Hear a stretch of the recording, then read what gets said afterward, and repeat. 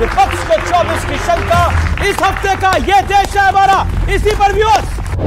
प्रधानमंत्री जी भी अभी गए थे तो गांधी जी के आगे झुके थे, ना कि सावरकर के आगे झुके थे और न गोडसेवादी लोगों के आगे झुके थे। मणिशंकर अय्यर और सलमान खुर्शीद ने नहीं बोला था कि मोदी को हटाइए आप लोग। इस तरह के तानाशाही प्रवृत्ति के व्यक्ति को ये इतिहास बताएगा कि मोदी जी अकेले हैं, ये बिल्कुल गलत नैरेटिव है। क्यों? इनके पास ईडी है, सीबीआई है। देश का प्रधानमंत्री है, इनका नेता मोदी है, नरेंद्र मोदी है। आपका नेता कौन है? 75 सांसदों ने, जो कि डेमोक्रेट्स हैं, उन्होंने चिट्ठी लिखी कि मोदी जी से मानवाधिकार के सवाल पूछेगा और पूछेगा। अरे इस देश के सांसदों ने लिख के दिया अमेरिकी संसद को कि मोदी जी को वीजा नहीं देना। शर्म आनी चाहिए। ये देश की सार्वभौमिकता का अपमान, संप्रभुता का अपमान। आप देख रहे हैं ये देश है हमारा, अमीश देवगन के साथ। नमस्कार व्यूअर्स, मैं हूं अमीश देवगन और इस हफ्ते की दो बड़ी तस्वीरें खबरों में छाई रहीं और कहते हैं कि तस्वीरें झूठ नहीं बोलती। इसलिए आज वीकेंड के सबसे भरोसेमंद कार्यक्रम ये देश है हमारा में मैं इस शो की शुरुआत में दो तस्वीरें आपको दिखा रहा हूं और यह तय है कि ये दोनों तस्वीरें इतिहास बनेंगी। एक तरफ भारत की आन बान और शान है और अमेरिका में मोदी का अभूतपूर्व सम्मान है, तालियों की गूंज है, सेल्फी और ऑटोग्राफ लेने की एक लाइन है, तो दूसरी तरफ विपक्ष की भी एक लाइन है। लेकिन यह लाइन 2024 की कुर्सी के लिए है। इस जमावड़े में तमाम वो नेता साथ खड़े हैं जो कभी एक दूसरे के कट्टर विरोधी रहे हैं, एक दूसरे को कोसते रहे हैं और आपसी खींचतान आज भी जारी है। लेकिन कहा जाता है कि सियासत में ना कोई परमानेंट दोस्त होता है और ना ही कोई परमानेंट दुश्मन, और कई बार दुश्मन के दुश्मन दोस्त बन जाते हैं। इसलिए पटना में सारे गिले शिकवे भुलाकर, सारे गिले शिकवे मिटाकर कोशिश हुई मोदी को हराने का एक मेगा प्लान तैयार करने की। उस पर महामंथन हुआ, उस पर बड़ा चिंतन हुआ, लेकिन बड़ा सवाल यह है कि क्या आपसी टकराव के बीच मोदी हटाओ प्लान रंग दिखाएगा? आज इसी सवाल पर जनता जनार्दन के बीच होगी देश की वीकेंड की सबसे बड़ी पब्लिक डिबेट। दुनिया में मोदी का डंका, विपक्ष को 24 की शंका। इस हफ्ते का यह देश है हमारा, इसी पर व्यूअर्स।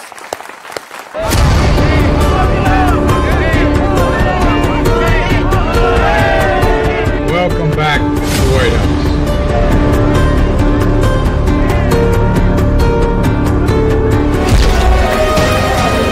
एक तरफ मोदी का ग्लोबल दम है और दूसरी तरफ महागठबंधन का मंथन।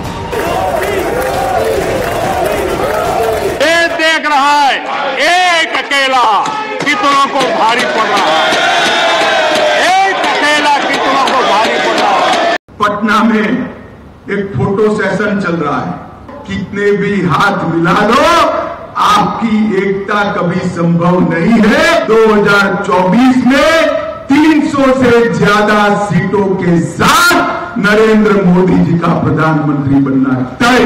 विपक्ष आपसे 2 कदम आगे है और वो 2 कदम आगे इसलिए क्योंकि वो कह रहा है कि जब बीजेपी देश से मुक्त हो जाएगी तब हम प्रधानमंत्री कैंडिडेट भी चुन लेंगे।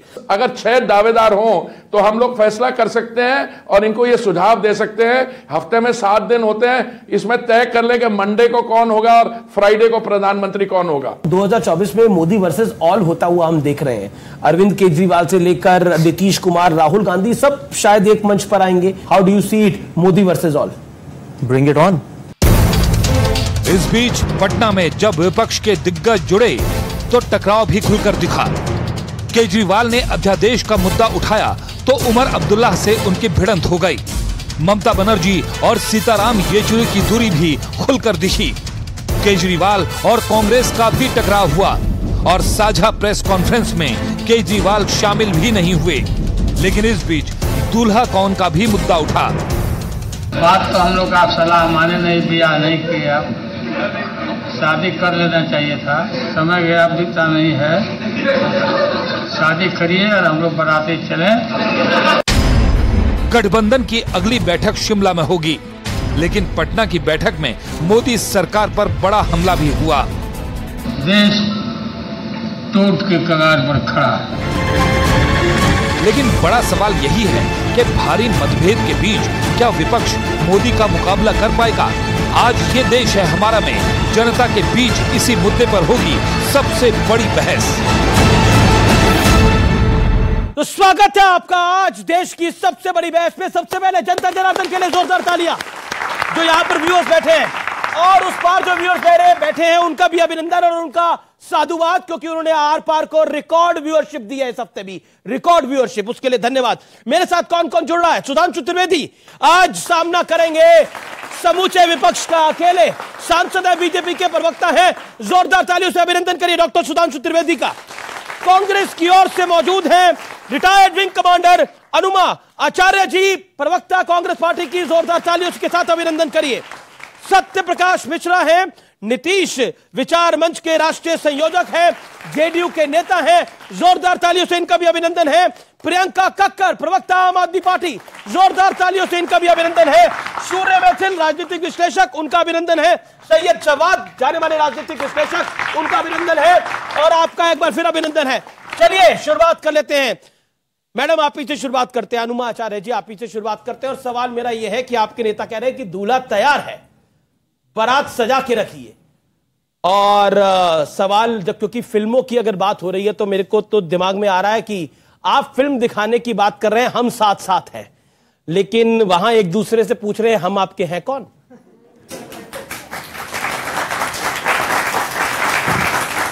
IMF young emerging award, power brand award, Srishti award पाए हुए एक एंकर के साथ ये मेरा पहला शो है। अपरिचय नरेंद्र मोदी नहीं है। अगर ये पिच आपकी है कि अकेले नरेंद्र मोदी और पूरा विपक्ष, ये पिच आपकी गलत है। एक प्रधानमंत्री जो नोटबंदी का ऐलान करके गायब हो जाता है, एक प्रधानमंत्री जो लॉकडाउन का ऐलान करके गायब हो जाता है, एक प्रधानमंत्री जो 700 किसानों की शहादत पे कुछ नहीं बोलता है, एक प्रधानमंत्री जो रेल दुर्घटना के बाद उसकी जल्दबाजी नहीं करता कि उसकी छानबीन हो, एक प्रधानमंत्री जो मणिपुर जलता हुआ छोड़कर अमेरिका चला जाता है, उसे चुनेगा कौन? आप ये क्या समझते हैं कि लोकतंत्र है? लोकतंत्र में देखिए ऐसा है कि अगर जनता जनार्दन आपके पसंद की है तो मैं जानती हूं कि वो मुझे टोकेंगे, पर मैं आपसे उम्मीद करूंगी कि आप इतने पुरस्कृत पत्रकार हैं तो मैं अपनी बात रखना चाहती हूं। तो वो सब पूरी जनता नहीं है, आप अपनी बात। तो मैं ये कह रही हूं कि जो बीजेपी का नया था वो 4 दिन में पुराना हुआ, यही सब हुआ तो नया क्या हुआ? तो आप विपक्ष की चिंता छोड़िए। मेरे मध्य प्रदेश में कैलाश जोशी जी मुख्यमंत्री थे, उनके बेटे दीपक जोशी वैसे भी बीजेपी छोड़कर आ गए हैं, बैजनाथ यादव बीजेपी छोड़कर आ गए हैं। ऐसे 5 बड़े नेता हैं मध्य प्रदेश में, क्योंकि मध्य प्रदेश में बीजेपी चुनाव हारेगी। सुनिए ना, अंदर से ही बीजेपी के लोग, क्योंकि अब वो विचारधारा की पार्टी रही नहीं, उसी के अंदर से तोड़ेंगे। आप विपक्ष की चिंता मत करिए, अंदर से ही होगा। आपने 2 मिनट अपनी बात को रखा। और अगर पैमाना लोगों के छोड़ने का है और ज्वाइन करने का है, फिर तो पैमाने में आप बहुत पीछे हो जाते हैं, क्योंकि लिस्ट बहुत लंबी है। हेमंता बिस्वा शर्मा, ज्योतिरादित्य सिंधिया, उसके बाद कई सारे और नाम आ जाते हैं, तो बड़ा भारी पड़ जाएगा। लेकिन सुधांशु त्रिवेदी, सीधा सवाल है, एक अकेला सब पे भारी है। हमने देखा अमेरिका में जो अभूतपूर्व स्वागत हुआ प्रधानमंत्री का, वो देश का सम्मान है। और पटना में विपक्ष जो कर रहा है वो भी लोकतंत्र का सम्मान है। तो क्यों कहना पड़ रहा है कि इनकी एकता नहीं हो पाएगी? देखिए, आपने कहा कि विचारधारा है नहीं, तो फिर उनकी पार्टी कहती है विचारधारा के खिलाफ लड़ाई लड़ रहे हैं।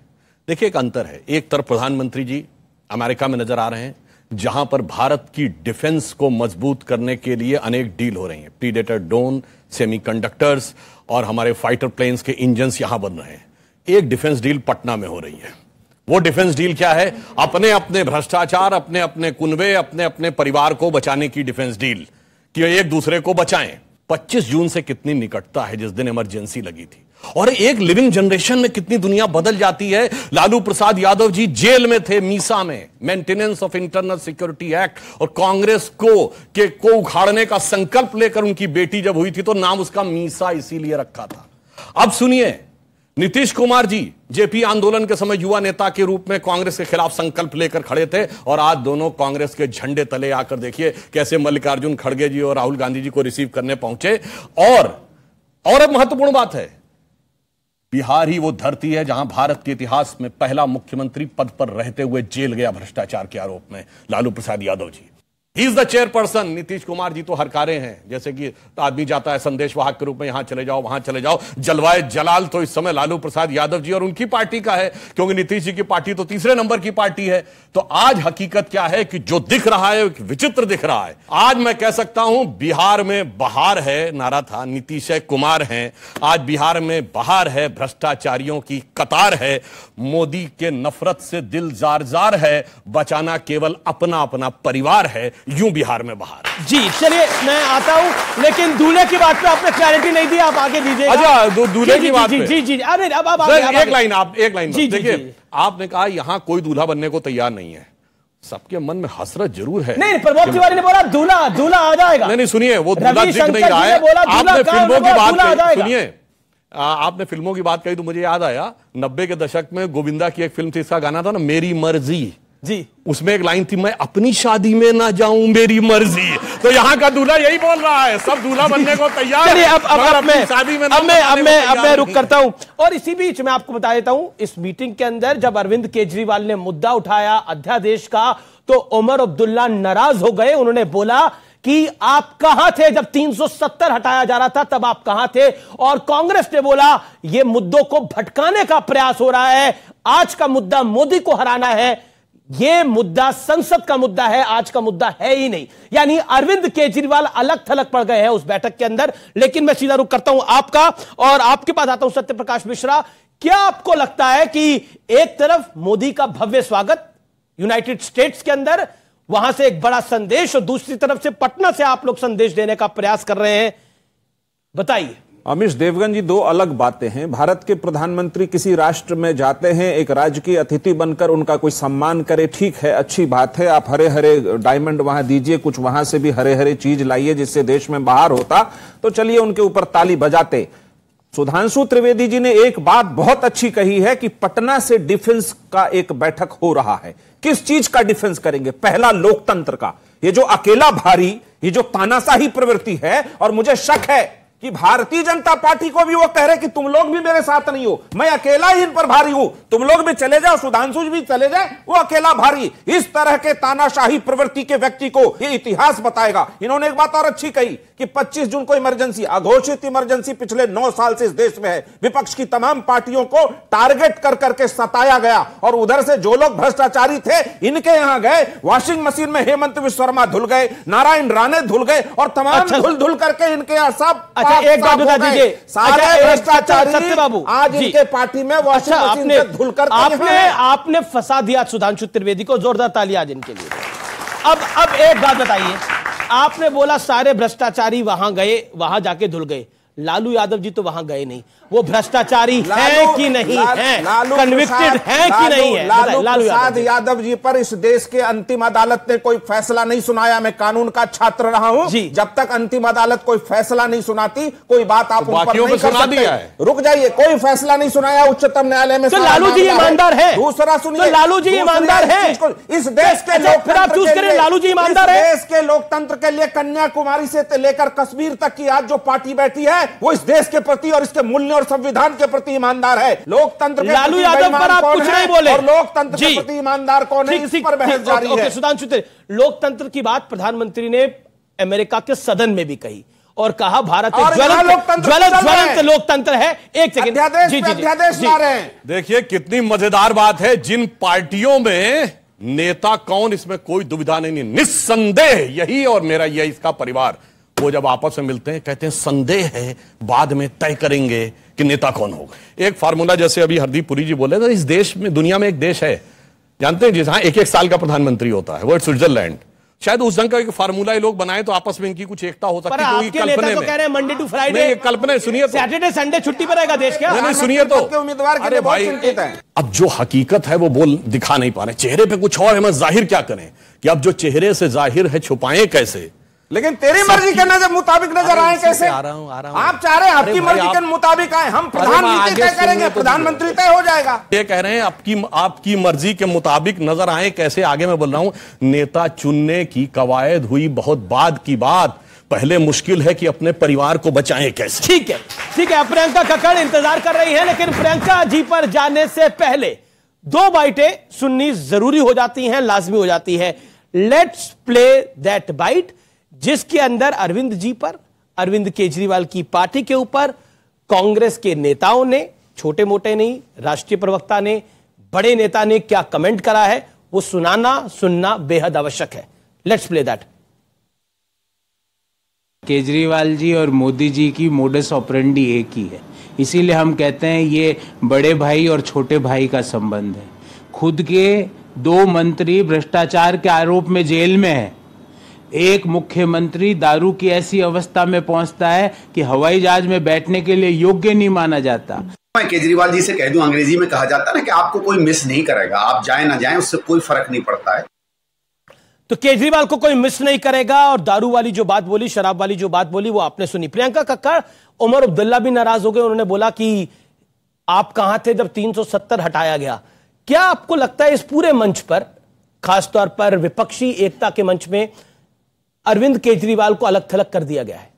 सबसे पहले तो ये नैरेटिव कि मोदी जी अकेले हैं, ये बिल्कुल गलत नैरेटिव है। क्यों? इनके पास ईडी है, सीबीआई है, मीडिया है, अपना दल है, निषाद पार्टी है, सिक्किम क्रांतिकारी मोर्चा है, बोडो असम पार्टी है, AIADMK है। तो ये अकेले कभी नहीं थे, ये एक परसेप्शन है। ये पहली चीज। दूसरी चीज, हमारी चिंता ना करें विपक्ष, हमने, जहां तक हमारा सवाल है, हमने बहुत क्लियरली, बहुत पहले से अरविंद केजरीवाल जी ने कह दिया है कि एक गैर संवैधानिक अध्यादेश जब पार्लियामेंट में लाया जाएगा और उस पर पता चलेगा कि कौन सी पार्टी संविधान के साथ खड़ी है और कौन सी पार्टी भाजपा के साथ। और आप दिखा रहे हैं दिल्ली के कांग्रेस के नेताओं का बयान, दिल्ली में कांग्रेस है 0, तो इसलिए उन बयानों का कोई मायना नहीं। दूसरी चीज, पंजाब में तो 0 नहीं है। पंजाब में भी कहां रह गए, आपको पता ही है असलियत। लगाया ना हमारे एक्साइज पॉलिसी का, ना उन्होंने तो मुख्यमंत्री के लिए बोला। एक विचित्र एलिगेशन है, जहां चवन्नी नहीं मिलती, कर्नाटका में इनकी 40% सरकार भाजपा की, 8-8 करोड़ मिल जाता है, वहां पे इनको बेलें मिल जाती है। छोड़ दीजिए वो बात, जब चवन्नी मिल जाएगी हमसे किसी से तो आपका आरोप मान लेंगे। नहीं, बात खत्म नहीं हुई। अभी प्रधानमंत्री के दौरे की बात करनी है। प्रधानमंत्री के दौरे से भारतीयों को क्या मिला, ये होना चाहिए क्वेश्चन। अब सबसे पहले सुधांशु जी यहां खड़े हैं, इनसे पूछिए कि वहां पे बात की कि पाकिस्तान को अमेरिका हेल्प करना बंद कर दे, कि F-16 फाइटर जेट्स की $450 मिलियन की सप्लाई, जो मिलिट्री सप्लाई अमेरिका पाकिस्तान को करती है और जो जेट्स वो हमारे ऊपर यूज करते हैं, उस पे क्या प्रधानमंत्री जी ने बात की? क्या प्रधानमंत्री जी ने बात की कि जीएसपी स्टेटस जो हमारा रिवोक हो गया 2019 में, वो वापस हो, क्योंकि हमें इंपोर्ट ड्यूटी पड़ रही है 2000 से ऊपर प्रोडक्ट्स पर? ये क्वेश्चन है। क्वेश्चन ये बिल्कुल है, आपकी वाजिब है, ये सारे सवालों के जवाब आपके दिए जाएंगे। लेकिन एक बात बताइए, आपने तो खुद बोला, आपके नेताओं ने लगातार बोला कि अध्यादेश का, अभी भी आपने बोला कि अध्यादेश का अगर समर्थन नहीं करते तो फिर वो लोग बीजेपी, कांग्रेस बीजेपी के साथ हो जाती है। और आपने तो यह भी बोला, आपके नेताओं ने, कि कांग्रेस ने मन बनाया है कि वो सदन से वॉकओवर करेगी, अध्यादेश के मुद्दे के ऊपर वॉकआउट करेगी। हम आपको बता रहे हैं, रिलायबल सोर्सेज से हमें पता है कि राहुल गांधी जी का और भाजपा का अग्रीमेंट हो चुका है, और वो इसलिए अब तक कोई औपचारिक बयान नहीं दे रहे कि गैर कानूनी अध्यादेश पे अब तक क्यों नहीं बोल रहे, जब पता है कि कांग्रेस और बीजेपी का एग्रीमेंट हो चुका है। एक बार सबको साफ बता दूं, देखिए कॉन्स्टिट्यूशनल बेंच ने एक जजमेंट दी, वो पता है, सुनिए, अचानक जवाब जरूरी है। एग्रीमेंट कर रखा है आपने मैडम साइडवेज के अंदर, ये तो बड़ा खुलासा कर रही है आम आदमी पार्टी, और भी बहुत कुछ बातें हो रही है, बताइए। देखिए, पहले तो अमेरिका की बात करें, हमारे प्रधानमंत्री गए हैं, आपने बड़ा बड़ा सम्मान हुआ है। आपको भूल गए क्या कि एक LED वैन घूम रही है जिस पे लिखा है हे जो आस्क मोदी, उसके बारे में वो सारी चीजें हैं जिसमें मणिपुर तक शामिल है, पहलवान, हमारी जो महिला पहलवान थी उनके मुद्दे शामिल है। सुनिए, आगे सुन लीजिए ना, मेरे तो आप पहले पूरी बात सुन लीजिए। हमारी जेब से 1.5 करोड़ लेकर एक हीरा देकर आ गए प्रधानमंत्री जी। वहां पर 75 सांसदों ने, जो कि डेमोक्रेट्स हैं, उन्होंने चिट्ठी लिखी कि मोदी जी से मानवाधिकार के सवाल पूछिएगा, और पूछे गए। कल पूछा, इकलौता सवाल जो पता था उसके बाद पूछा, और प्रधानमंत्री ने हमारा सिर शर्मिंदा कर दिया, सिर झुका दिया, क्योंकि उन्होंने जो जवाब दिया वो इतिहास में दर्ज हो गया। जो उन्होंने जवाब को इधर उधर किया वो इतिहास में जवाब हो गया। मोदी मैजिक नाम की कोई चीज है नहीं। मैं फौज में 24 साल विंग कमांडर रही हूं, और इन्होंने प्रीडेटर ड्रोन की बात की, हमने एफएमएस रूट से अपाचे भी खरीदा है और चिनूक भी खरीदा है। ये और बात है कि उसकी सप्लाई इस सरकार के समय में आई। तो कांग्रेस ने 3000 जहाज खरीदे, देश की विश्व की चौथी सबसे बड़ी वायुसेना बनाया और 36 जहाज खरीद के ये लोग झूठ बोला करते हैं। लोगों को कहते हैं कि सेना मजबूत हो गई, गलत बात करते हैं, झूठ बोलते हैं। सेना कमजोर है क्या? मैं ये कह रही हूँ इन्होंने नहीं किया है। कमजोर है क्या? इन्होंने नहीं किया है, कांग्रेस ने बनाया है विश्व की चौथी। कांग्रेस ने बनाया, कोई डिनाई नहीं कर रहा, लेकिन कांग्रेस ने बनाया, कोई डिनाई नहीं कर रहा। आम आदमी पार्टी पर आपका कमेंट नहीं आया, आप अवॉइड कर रही हैं, तो ये आपकी मर्जी। मैं ये कहना चाहती हूँ कि आपका ये जो मोदी को प्रतिष्ठित करने का जो प्रयास है उसे नहीं। मैडम मैं कौन होता हूँ जो बाइडेन प्रतिष्ठित कर रहा है? और मोदी को मैं कौन होता हूँ? कर रहे हैं जो बाइडेन कर रहा है, जिन बाइडेन कर रही है, मैं प्रतिष्ठित करने वाला कौन होता हूँ? ये देश के कोटि कोटि लोग उनको 2 बारी प्रधानमंत्री बना रहे हैं, मैं कैसे प्रतिष्ठित करूंगा? अगर मेरे हाथ में होता मैं तो राहुल जी को प्रतिष्ठित कर दूं। मेरे हाथ में होता तो मैं राहुल जी को प्रतिष्ठित कर दूं, लेकिन जनता जनार्दन जो चुन के भेजेगी, बात तो सीधी वो है। जवाब बड़ा सीधा है, वो कह रही है कि आए हो तो क्या लेकर आए हो? हाँ बिल्कुल बताते हैं साहब, $60 बिलियन का यहां के ऊपर अमेरिकी कंपनियों ने इन्वेस्टमेंट किया है। अब आपको एक बार बता दें, आईफोन 14 25% भारत में बने हैं, और पहली बार ऐसा होने जा रहा है कि हमारे यहां जहाज के इंजन नहीं बनते थे, उसमें सबसे सोफिस्टिकेटेड टेक्नोलॉजी चाहिए और उसका जो मटेरियल भी होता है, तो इंजन हमारे बनने के लिए शुरू हुए फाइटर प्लेन्स के। यहाँ देखिए, मैं यहाँ खड़ी हूँ, मैं प्रोक्योरमेंट से जुड़ी हुई लॉजिस्टिक्स अधिकारी, झूठ नहीं बोल सकते आप। हमारे यहाँ एचएएल में बनते हैं इंजन। कौन सा जहाज नाम बताइए, कितने साल लगे थे? कावेरी बनता है, फाइटर प्लेन्स की बात कर रहा हूँ। एलसीए कब बना? 90 के दशक में शुरू हुआ, 2015 में जाके बना, 35 साल लगे। विषय में आइए, अब विषय टेक्निकल बातों पर मुझे लगता नहीं। आपसे मेरा सीधा सवाल है, नहीं बोलिए। ओके, अब अपनी बात का जवाब देखिए, मैं बाकायदा स्टेप बाय स्टेप जवाब देता हूं। पहले उनकी बात से शुरू करता हूं। उन्होंने कहा मोदी अकेले नहीं है, बिल्कुल मोदी के साथ है, सब जानते हैं। बिडेन ने तारीफ की है, ऑस्ट्रेलिया के प्राइम मिनिस्टर ने कहा मोदी इज द बॉस। और सुनिए, पापुआ न्यू गिनी वाले ने पहुंच हुए। अरे भाई, मैंने एक देखा यूट्यूब के ऊपर कि एक पाकिस्तान वाला कह रहा है, वो कौन सा मुल्क है जिसके वजीर आजम ने मोदी के पैर छू लिए, तो कहता पापुआ न्यू गिनी। कहता हाँ वो पापुआ। तो वो कहता है बताइए, वहां का वजीर आजम मोदी के पांव छू रहा और हमारा वजीर आजम जगह जगह पांव पकड़ता, पैसा दे दो, उसके बाद उसे पैसा नहीं मिलता है।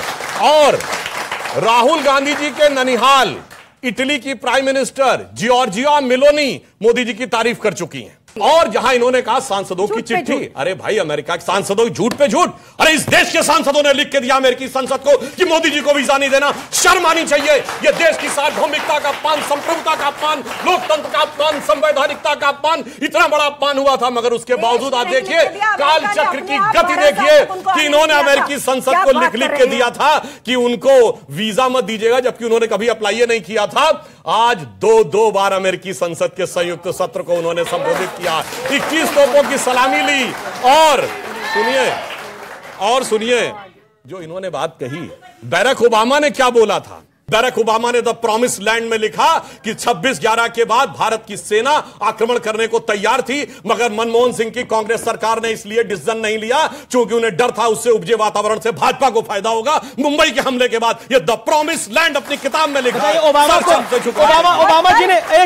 ओबामा जी ने जो कल लिखा उसका भी जवाब सुधांशु देंगे, लेकिन एक बात बताइए, ओबामा जी ने जो राहुल जी के बारे में लिखा था उसका जवाब ओबामा ही ऑथेंटिसिटी है तो अच्छा, अब ओबामा की ऑथेंटिसिटी कल कहा कि प्रधानमंत्री नरेंद्र मोदी जो है वो अपने धार्मिक अल्पसंख्यकों के साथ उनका व्यवहार सही नहीं है और मैं होता तो उनसे सवाल पूछता। ये कल कहा, उस सवाल क्यों नहीं होता है? बैरक ओबामा क्या है? अमेरिका के पूर्व राष्ट्रपति। आज राष्ट्रपति कौन है? बिडेन। ठीक है, और सुनिए पार्टी क्या है? उसी डेमोक्रेटिक पार्टी का। अब बताइए, आज खड़गे जी कहेंगे वो बयान है या राहुल गांधी कहेंगे वो बयान है? अगर इतना ही प्रॉब्लम है तो ये देखिए, ऐसा कुछ नहीं है जो नरेंद्र मोदी को पहली बार मिल रहा है।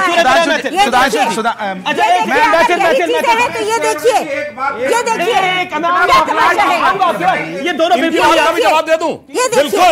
बिल्कुल मनमोहन सिंह जी को सम्मान मिलता था तो क्यों नहीं दिखाया जाता था? क्योंकि सम्मान दिखाना था नेशनल एडवाइजरी काउंसिल की चेयरमैन को। मनमोहन सिंह जी को कभी सम्मान देना ही नहीं। ये बहुत बड़ा इल्जाम है, ये बहुत बड़ा इल्जाम है, ये बहुत बड़ा इल्जाम लगाया आपने कांग्रेस पे। आप कह रहे हैं मनमोहन सिंह को भी ये नहीं है, और क्या? ये आपने कहा मनमोहन सिंह को भी सम्मान मिलता था लेकिन दिखाया नहीं जाता था। बिल्कुल, क्यों का भी जवाब मनमोहन सिंह जी की जबानी बोले दे रहा हूं। प्रणब मुखर्जी जी की पुस्तक विमोचन के समय सोनिया जी की उपस्थिति में मनमोहन सिंह जी ने बोला था कि जब मुझे प्रधानमंत्री बनने के लिए कहा गया तो मैं प्रणव दा के पास गया। मैंने कहा प्रणव दा आप मुझसे अधिक योग्य हैं, आप सबसे अधिक योग्य हैं, मगर मैडम ने मुझे आदेश किया है। तो बस साफ समझ में आ जाता है कि योग्यता के आधार पर निर्णय था या मैडम का। ये मनमोहन सिंह जी की जमानी थी। अरे भाई मनमोहन सिंह जी का ठीक है। अब आपका पॉइंट खूब पर्दा है, चिलमन से लगे बैठे हैं, साफ छुपते भी नहीं, सामने आते भी नहीं। आप मैं आपको बता रहा हूं, आप कह रहे थे कि विपक्षी पार्टियों के लोग जो है पटना के अंदर कर रहे हैं। एक तरफ सर बता दूं, बिल्कुल सही कह रहे हैं, दो विचारधाराएं देश के अंदर। एक तरफ गांधीवादी, अंबेडकरवादी, लोहेवादी तमाम लोग जो है बैठे हुए थे, और एक तरफ सावरकरवादी और गोडसेवादी लोग बैठ करके जो है अपनी रणनीति बना रहे हैं। और याद रखिए, माननीय प्रधानमंत्री जी भी अभी गए थे तो गांधी जी के आगे झुके थे, ना कि सावरकर के आगे झुके थे और ना गोडसेवादी लोगों के आगे झुके। ठीक है। देखिए, इन्होंने एक शेर पढ़ा है, मैं भी एक शब्द में बोलूंगा, अंधेरे से डरे हुए आप गुस्सा मत होना बस। बात हाँ, अंधेरे से डरे हुए लोग, खौफ से भरे हुए लोग करते हैं सरहदों की बातें, ये घरों में घुसे हुए लोग। ये विंग कमांडर है ना, इन्होंने कहा कि मैं प्रोक्योरमेंट से जुड़ी हुई हैं। तो मैं आपसे पूछता हूं, आप उस समय जब ड्रेस में थी, फोर्स में थी, आपकी रगों में खून नहीं दौड़ा था, खून उबाल नहीं मारा था?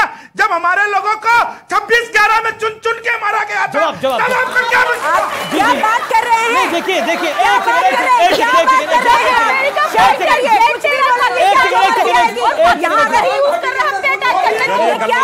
मणिपुर चल रहा है। एक सेकंड। आज 2000 किलोमीटर चीन यहाँ आके बैठा है, मेरे प्रधानमंत्री ने एक बार भी बात नहीं की। आज की बात करिए, एक बार भी राजनीतिक वार्ता नहीं की है। 19 बार मेरी फौज के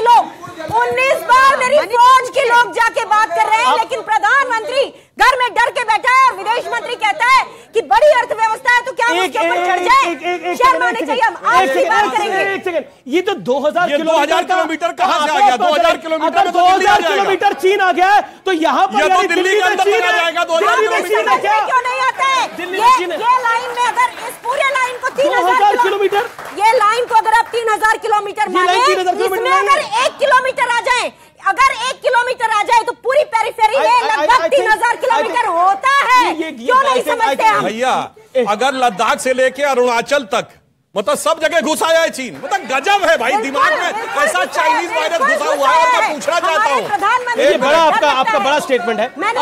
बिल्कुल। अभी ये गलवान की बात कर रहे थे। गलवान में हमारे 20 सैनिक बगैर गोली चलाए हाथ पांव की लड़ाई में शहीद हो गए। प्रधानमंत्री ने कहा, अरे भाई क्या तरीका है बीच में डिस्टर्ब करने को? इससे खून नहीं खोलता क्या हमारा? अच्छा एक मिनट। और कोई सोचे कि 20 लोग हाथापाई की लड़ाई में शहीद हो गए और उधर से एक भी घायल नहीं हुआ? चीन ने अपने घायल सैनिक तक का स्टेटमेंट नहीं जारी किया और उस आंकड़े पे जो भरोसा करे उसके दिमाग में चीनी वायरस ही घुसा हुआ है। ठीक है, अमेरिका में मारे गए। रुकेंगे एक ब्रेक के लिए, लेकिन ब्रेक के उस पार ये देश है हमारा में बीजेपी के नेता से, कांग्रेस की नेत्री से और आम आदमी पार्टी की नेत्री से सवाल पूछेंगे। क्या 24 का किंग कौन होगा, यानी 24 में कैंडिडेट कौन होगा? ब्रेक के बाद यह देश है हमारा में इसी सवाल पर आ रहे हैं। आप देख रहे हैं वीकेंड का सबसे भरोसेमंद कार्यक्रम। हमारे ही नहीं, कांग्रेस और कम्युनिस्ट सब पार्टियों के लोगों की कार्यकर्ताओं की हत्या। मध्य प्रदेश में कितने कार्यकर्ताओं की हत्या हुई? वो राजनीतिक हत्याएं हुई क्या? ये सिर्फ बंगाल और केरल में होता है, क्योंकि जहां कम्युनिस्टों का शासन आया उन्होंने हत्या की राजनीति शुरू की। इसीलिए मैं कह रहा हूं, मध्य प्रदेश में बताइए, वहां सैकड़ों कार्यकर्ताओं की हम लिस्ट दे सकते हैं जिनकी हत्या। मध्य प्रदेश में बताइए 10 कार्यकर्ता बताइए जिनकी हत्या हुई है। कोई चीज में तुलना करने की लिमिट होती है।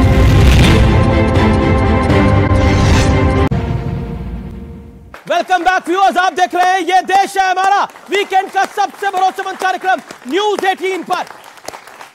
अब इस दौर में ऑडियंस के सवाल लेंगे, लेकिन उससे पहले सत्यप्रकाश मिश्रा से एक बड़ा सवाल। सत्यप्रकाश जी, बार बार बीजेपी कह रही है और अमित शाह ने भी बोला कि 300 सीटों के साथ मोदी जी दोबारा तीसरी बार प्रधानमंत्री बनेंगे।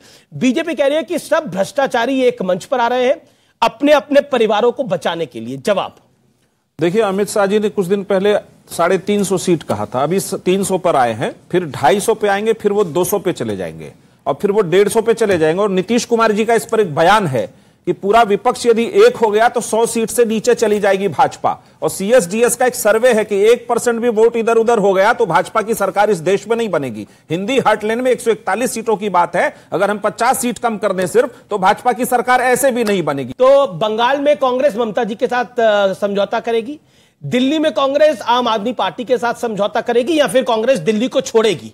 या फिर कांग्रेस पंजाब को छोड़ेगी। यानी मुझे तो देवदास फिल्म का एक डायलॉग याद आ रहा है कि बाबूजी ने कहा तुम पारो को छोड़ दो, पारो ने कहा तुम इसको छोड़ दो। मतलब सारी कुर्बानी कांग्रेस से आप लोग मांग रहे हैं। नहीं, ये मॉडल की जो चर्चा कर रहे हैं कि कौन किसको छोड़ेगा, किसी को कोई नहीं, सीटें छोड़ने की बात एक दूसरे का हाथ पकड़ करके एक दूसरे के सीट पर मदद करके जीत दिलाएगा। इस सवाल पे आ जाते हैं। ममता जी का यूपी में कितना बड़ा वोट है? अखिलेश जी के साथ वो लड़ती हैं तो नहीं, सारी पार्टियां जो अलग अलग राज्यों में मजबूत हैं वो दूसरी पार्टियां अरविंद केजरीवाल का बिहार में कितना बड़ा वोट शेयर है? अगर अरविंद केजरीवाल बिहार में जो 6 पार्टियों का गठबंधन चल रहा है उसको सहयोग करेंगे। पहली बार देश के इतिहास में ऐसा हुआ है, अभी तक क्षेत्रीय दल कांग्रेस का वोट लेके जाते थे, कर्नाटक में पहली बार ऐसा हुआ है जेडीएस का 5% वोट कांग्रेस ले गई है। अब ये सब खौफजदा है क्योंकि इनको लगता है कि अगर साथ में दोनों मिलके आए तो इनके झोले से वोट कांग्रेस में जा सकता है, जो कर्नाटक में दिखाई पड़ा। तो इसलिए अब सुनिए, तो बढ़िया स्ट्रैटेजी है। मैं इसी बिंदु पे आ रहा हूं। इसीलिए सब कह रहे हैं जहां जो मजबूत है वहीं वो लड़े। यानी कांग्रेस की कुर्बानी, कांग्रेस का 2% 4% वोट तो सब जगह है ना, तो वो तो हमको मिल जाए मगर हम नहीं देंगे। अगर पूछिए, यहां कोई पश्चिम बंगाल वाला नहीं खड़ा है, अधीर रंजन चौधरी जी तो जीते हैं, वो सीट भी देंगे कांग्रेस को। प्रियंका कक्कड़, आप बार बार एक सवाल पूछ रही थी कि क्या मिला मोदी जी की विजिट के बाद क्या मिला है। कुछ देर पहले इमरान खान ने एक ट्वीट कराया और उसने कहा है कि भारत ने कूटनीति में हमें हरा दिया है। पाकिस्तान अब भारत में सिर्फ क्रॉस बॉर्डर टेररिज्म के नाम से जाना जाता है। भारत और यूएस की जॉइंट स्टेटमेंट ऐतिहासिक है और उसके साथ साथ एक बड़ा मैसेज, ये बात मैं इमरान खान को कोट कर रहा हूं, पाकिस्तान से जीत गए। हाँ तो बिल्कुल खुश होना चाहिए, पाकिस्तान के जीतने में खुश होना चाहिए। अरे भाई, आप मेरे को टाइम दीजिए। पाकिस्तान से जीत पे खुश नहीं होना चाहिए? बिल्कुल होना चाहिए। तो फिर आप हमें चाइना को हराना था, बात थी चाइना को हराने की। चाइना पाकिस्तान के साथ खड़ा है, चाइना रशिया के साथ खड़ा है। आप इनसे पूछिए मणिपुर क्यों जल रहा है, इनसे पूछ। पाकिस्तान पर जीतने से खुश होना चाहिए कि नहीं होना चाहिए? होना चाहिए जी। देखिए अमीश भाई, कितना हास्यात्मक है आम आदमी पार्टी का स्टेटमेंट। वो कह रहे हैं ओ पाकिस्तान से, अरे ये वही पाकिस्तान है 2014 से पहले कश्मीर चिल्लाता था। नरेंद्र मोदी जी का नेतृत्व है, आज वो आटा चिल्ला रहा है। आपने बोला मोदी जी जब जो बाइडेन के साथ थे तो उन्होंने इस पर सवाल पूछा, उस पर सवाल पूछा। मैं पूछता हूं, मल्लिकार्जुन खड़गे और ममता बनर्जी नीतीश कुमार के साथ मिले तो उन्होंने क्या, जो उनके बंगाल में कांग्रेस के कार्यकर्ताओं की हत्या हुई है, जो बात लेकर अधीर रंजन चौधरी कोर्ट चले गए हैं, क्या उस पर बात करी? आपके कार्यकर्ताओं की हत्या हुई थी। आपसे मेरा एक सवाल है कि प्रतिस्पर्धा की राजनीति यहां होती आई है, लेकिन यहां पर भारतीय जनता पार्टी की कर्नाटक की 40% करप्ट सरकार थी, मध्य प्रदेश में 220 महीनों में 225 घोटाले किए। आप एक बात समझ लें कि इस देश में अगर आप ये हिंदू मुस्लिम का चटपटा वो लेकर आए थे तो आप गोलगप्पे रोज नहीं खा सकते, आप लंच ब्रेकफास्ट डिनर तीनों में नहीं खा सकते। अल्टीमेटली इस देश को दाल चावल चाहिए और लोगों को समझ में आ गया है कि ये जो हिंदू मुस्लिम के चटखारे हैं इससे उनका कुछ भला नहीं होना है। और एक और खास बात, आज आप पाकिस्तान से भारत की तुलना कर रहे हैं। है कौन पाकिस्तान? पहली 10 सेनाओं में उसका नाम नहीं है, तो हमें शर्म आनी चाहिए कि हम इस स्तर पे उतार दिए जाएं कि पाकिस्तान से तुलना करने चलें। अरे वो है ही क्या हमारे सामने? बहुत अच्छा इन्होंने बात कही। इन्होंने कहा पाकिस्तान से तुलना नहीं होनी चाहिए, इनके लिए वाकई तुलना नहीं है, क्योंकि ये तो वो हैं मणिशंकर अय्यर और सलमान खुर्शीद गए थे पाकिस्तान में कि आप मदद करो मोदी को हटाने के लिए। मैं ये सवाल पूछ रहा हूं आपसे, बंगाल में आपके कार्यकर्ताओं की हत्या हो रही है और आप कांग्रेस की ऑफिशियल प्रवक्ता हैं, क्या आपको दुख नहीं है आपके कार्यकर्ताओं को जो मारा गया?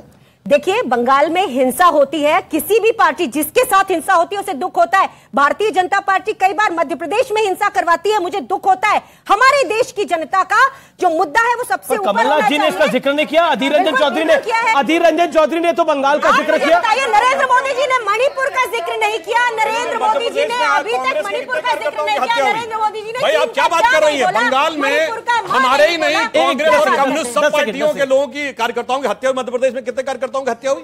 वो राजनीतिक हत्याएं हुई क्या? ये सिर्फ बंगाल और केरल में होता है, देखिए, क्योंकि जहां कम्युनिस्टों का शासन आया उन्होंने हत्या की राजनीति शुरू की। इसीलिए मैं कह रहा हूं, मध्य प्रदेश में बताइए, वहां सैकड़ों कार्यकर्ताओं की हम लिस्ट दे सकते हैं जिनकी हत्या। मध्य प्रदेश बताइए 10 कार्यकर्ता बताइए जिनकी हत्या हुई है। कोई चीज में तुलना करने की लिमिट होती है भाई। बीजेपी के मुख्यालय में बलात्कार हुआ, क्या बात करते हैं आप? ये सारी चीजें आप बलात्कारियों की पार्टी, आप कुछ भी बोलने के लिए शुरू हो जाते हैं। आप देखिए, क्या बात करते हैं?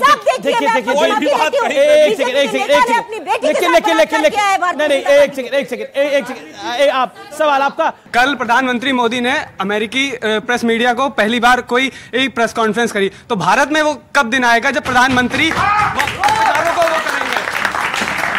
इसी दिल्ली में जनवरी 2015 में वो प्रेस कॉन्फ्रेंस हुई थी जिसमें बराक ओबामा को बराक बोला था, तब इन्होंने ये कहा था बराक बराक कैसे बोल रहे हैं, क्योंकि वो मेरा दोस्त है। भूल गए भाई, जी भाई।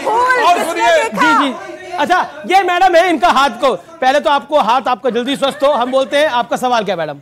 मेरा सवाल ये है कि जब अटल बिहारी वाजपेयी के समय में 24 पार्टियों का यूपीए के जो भी एनडीए के खिलाफ गठबंधन हुआ था, तो कोई विशेष बात नहीं है लोकतंत्र में, तो अब ये क्या फजीहत हो रही है? अगर समान विचारधारा के लोग जो उनको गलत लग रहा है लोकतंत्र के लिए, तो अब ये से क्या है? और दूसरी बात,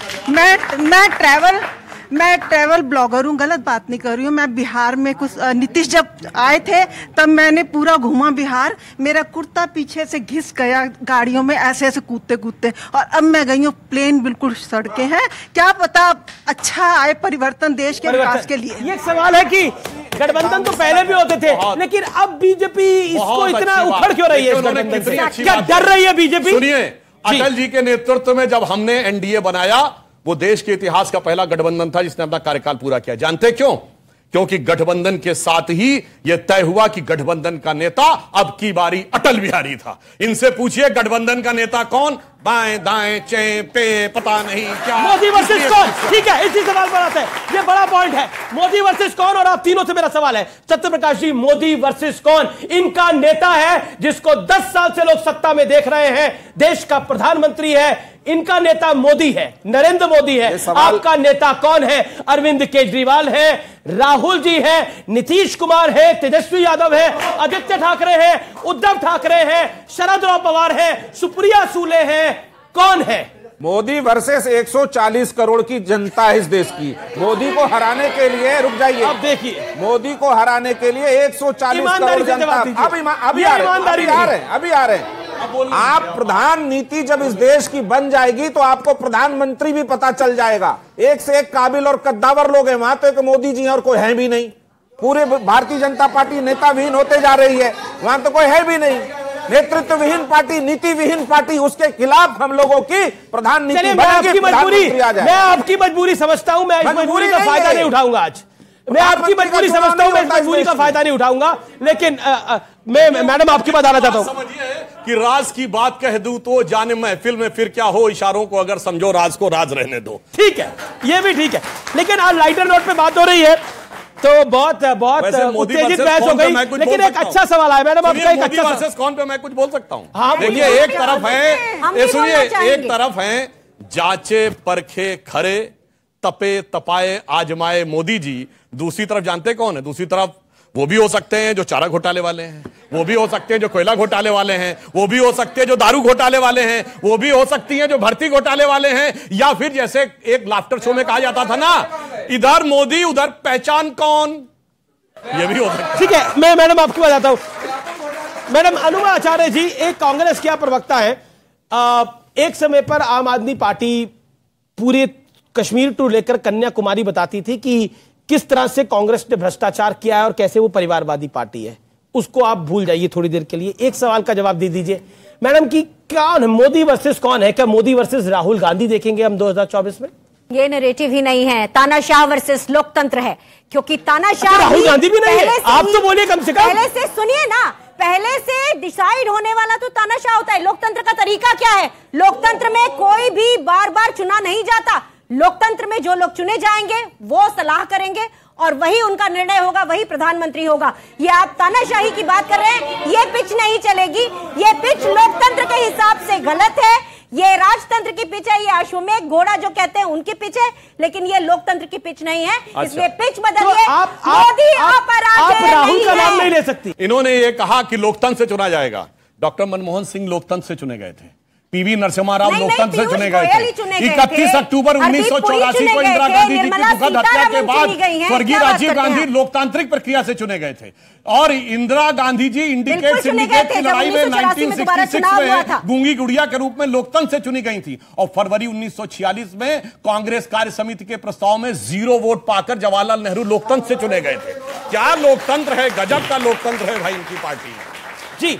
तो लोकतंत्र से सिर्फ 2 प्रधानमंत्री चुने गए हैं, जो प्रधानमंत्री बनने से पहले जन जन ने कहा यह प्रधानमंत्री होना चाहिए। वो प्रधानमंत्री घोषित होकर प्रधानमंत्री बने अटल बिहारी वाजपेयी और नरेंद्र मोदी जी। जी एक सवाल, तो फिर तो कांग्रेस की डेफिनेशन में आप भी लोकतांत्रिक हैं, आप भी अरविंद केजरीवाल को सीएम बनाकर ही चुनाव लड़ते हैं, नेता बनाकर ही चुनाव लड़ते हैं, तो आप भी अलोकतांत्रिक हुए, तानाशाह हुए, बताइए। तो अगला चुनाव फिर आप लोग भी ऐसे ही लड़ेंगे, हो सकता है कोई और बन जाए? नहीं, हम आपका वही जवाब देते हैं, मोदी वर्सेस कौन?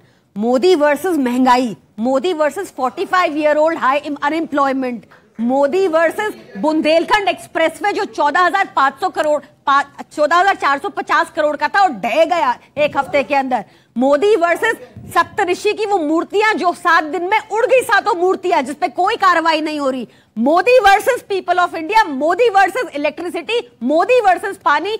जहां तक मैं चाहूंगी ऑब्वियसली अरविंद केजरीवाल, मोदी वर्सेस पानी, मोदी वर्सेस महंगाई, आपने पूरी कहानी बताई। मतलब पूरा अभी तो कहानी आपके अध्यादेश पे अटकी है।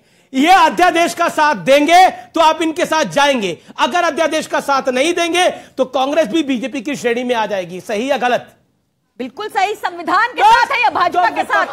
तो विपक्षी एकता की कहानी आज हमने आपको आपकी जुबान। जी 10 सेकंड। ये सब पटना में मिल तो रहे हैं, पर हकीकत दिल में क्या है ना, जानते क्या? वो पुराने गीत था, मिलो न तुम तो हम घबराएं और मिलो तो आंख चुराएं, हमें क्या हो गया है। चलिए फिलहाल इस चर्चा को समाप्त करते हैं, लेकिन बहुत दिनों बाद एक अच्छी राजनीतिक चर्चा हुई। व्यूअर्स, अब एक बहुत महत्वपूर्ण खबर। अब मैं आपको प्रधानमंत्री नरेंद्र मोदी के अमेरिका दौरे की हाइलाइट्स यानी राउंड अप दिखाने जा रहा हूं। अमेरिका से जैसी तस्वीरें और बयान आए वो आपको बिल्कुल मिस नहीं करने चाहिए। और देश का सीना 56 इंची हो गया है।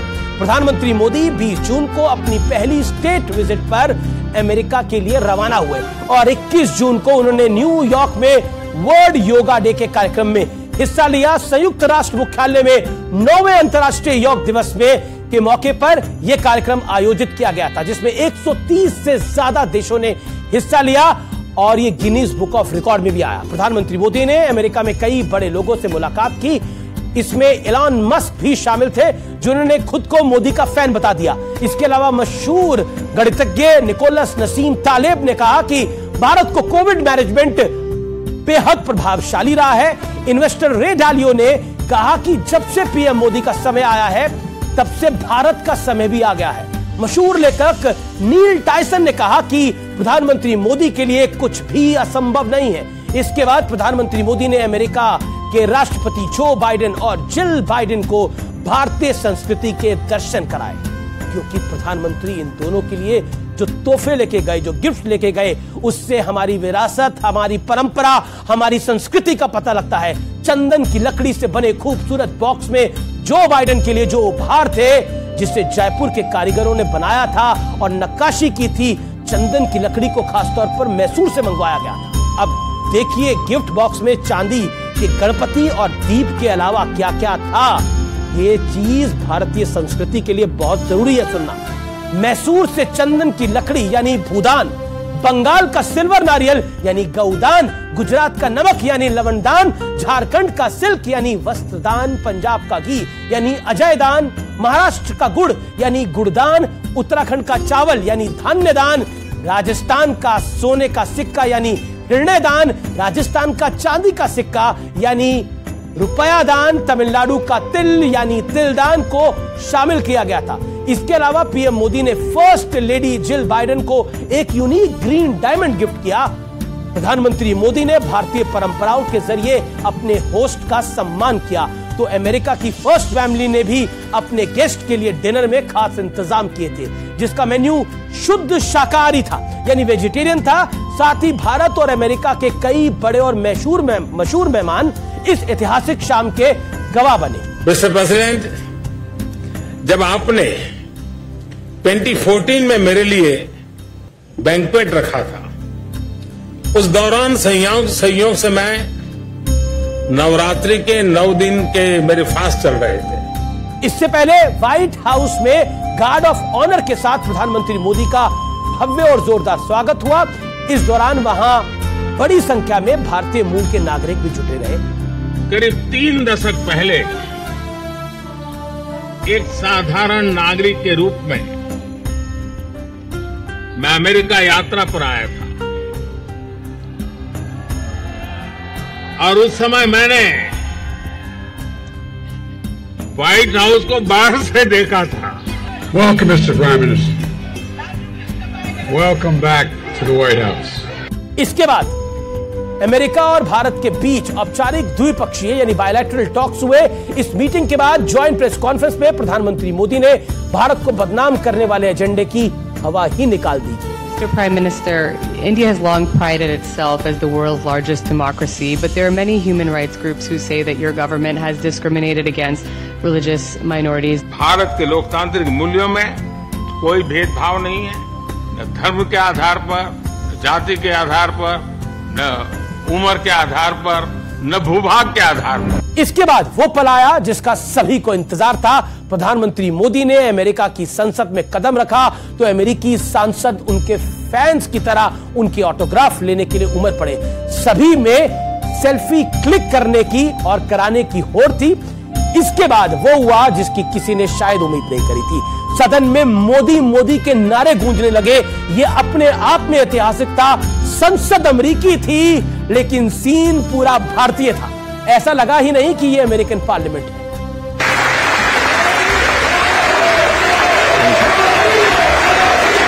प्रधानमंत्री के भाषण के दौरान अमेरिकी सांसदों ने उन्हें 15 बार स्टैंडिंग ओवेशन दिया, यानी खड़े होकर सलामी ठोकी, जबकि करीब 80 बार तालियां बजाकर प्रधानमंत्री मोदी की बात को सराहा। भारत और अमेरिका दोनों के डीएनए में लोकतंत्र है।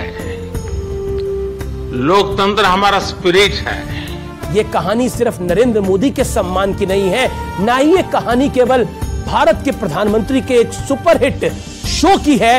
ये कहानी हमारी यानी देश के 140 करोड़ लोगों की है। ये डंका नरेंद्र मोदी का नहीं है, ये डंका भारत का बज रहा है। भारत अब बदल गया है। पहले के मुकाबले दुनिया भारत को बराबर के साझीदार की तरह देखती है और ये फर्क अब साफ दिखता भी है। हम एक तरफ रूस से तेल लेते हैं, दूसरी तरफ अमेरिकी संसद में मोदी मोदी के नारे भी लगते हैं। ये भारत के उदय की कहानी है। 140 करोड़ भारतीयों की कहानी है। वंदे मातरम। जय हिंद।